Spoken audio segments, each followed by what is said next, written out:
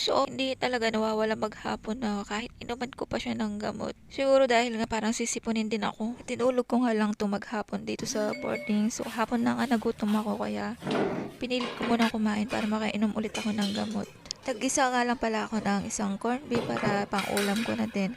Then nagsaing lang din ako ng konti. Tama lang talaga para sa akin para hindi masayang yung kanin kasi konti lang din naman talaga yung nakakain ko. So maghapon talaga hindi ako nakakain and 5 p.m. na nga saka ako kainin dahil nakaramdam talaga ako ng gutom. Sasamahan ko na nga rin magtitimpla ako ng Milo para medyo pagpawisan ako baka medyo makagaan-gaan talaga. Ako talaga yung tao na sobrang dalang magkasakit pero pagka may sumakit talaga sa akin, sobrang tagal din mawala. So yung pagkakaroon ko ng sipon, hindi ko talaga yung nakukuha ng hindi ako nahahawa sa ampol.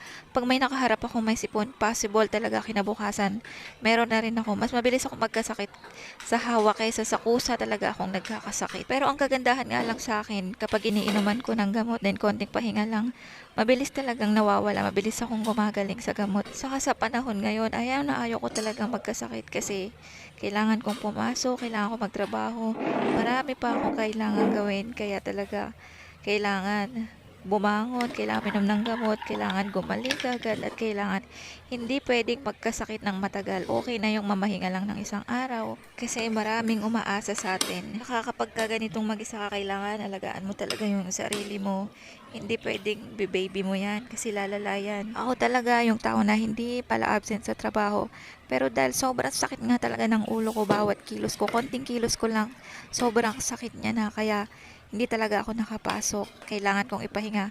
Kailangan din talaga nating ipahinga yung sarili natin kahit saglit lang. Pasensya na rin mga idol sa boses ko kasi parang sisipunin talaga ako. At nakainom na rin naman ako ng gamot kanina. So hindi muna ako nag electric fan para medyo pagpawisan ako para bukas tuloy lang. Thank you nga pala mga idol sa walang sawang suporta sa page namin, Papa JTV. Thank you, and God bless you all talaga. Thank you and mag-iingat po kayo palagi.